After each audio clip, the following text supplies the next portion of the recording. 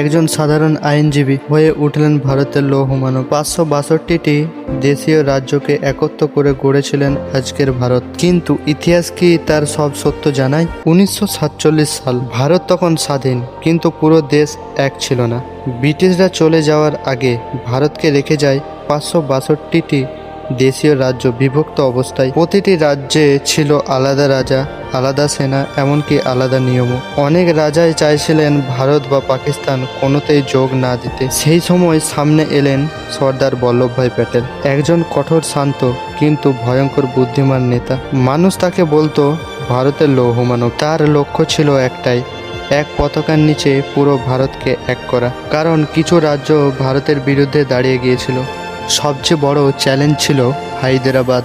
হায়দ্রাবাদের নিজাম তখন ভারতে যোগ দিতে রাজি ছিলেন না। চারিদিকে তখন উত্তেজনা, গোপন অস্ত্র জমা হচ্ছিল, বিদ্রোহ বাড়ছিল। ঠিক তখন প্যাটেল নেন কঠিন সিদ্ধান্ত। শুরু হয় অপারেশন পোলো। মাত্র কয়েক দিনের মধ্যে হায়দ্রাবাদ যুক্ত হয় ভারতে। তারপর আসে জুনাগড়।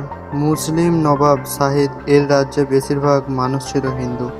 নবাব চেয়েছিলেন পাকিস্তানে যোগ দিতে, কিন্তু জনগণ রাস্তায় নেমে আসে। শেষে গণভোটে জুনাগড় ভারতের অংশ হয়ে যায়। আর সবচেয়ে রহস্যময় ছিল কাশ্মীর।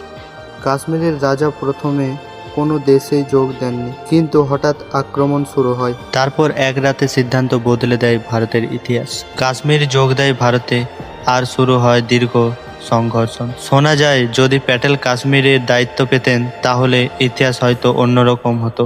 অনেকে মনে করেন সর্দার বল্লভভাই প্যাটেল ছিলেন ভারতের প্রকৃত একতাবদ্ধকারী, কিন্তু ইতিহাস তার অবদান অনেক আড়াল থেকে গেছে।